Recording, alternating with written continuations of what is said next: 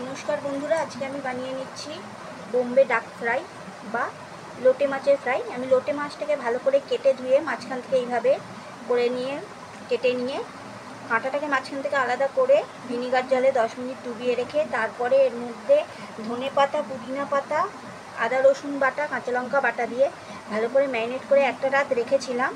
সঙ্গে অল্প একটু নুন, পাতিলেবু আর একটু গোলমরিচ দিয়েছিলাম।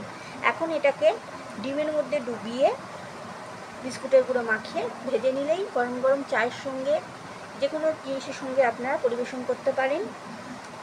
সসের সঙ্গে বোম্বে ডাক ফ্রাই।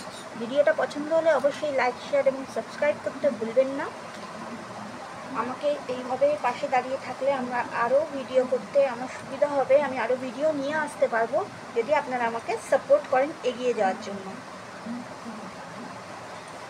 তো দেখে নিন কীভাবে আমি করে নিচ্ছি।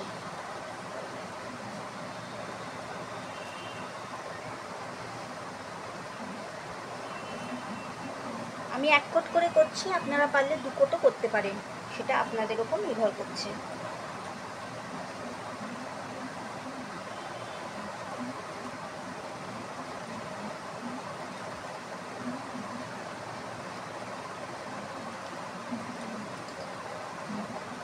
দেখে নিন, ঠিক এইভাবে করে নিতে হবে।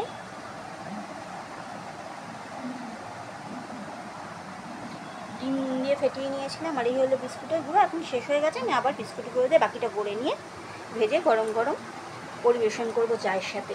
ভিডিওটা ভালো লাগলে অবশ্যই লাইক, শেয়ার এবং সাবস্ক্রাইব করতে ভুলবেন না। ধন্যবাদ।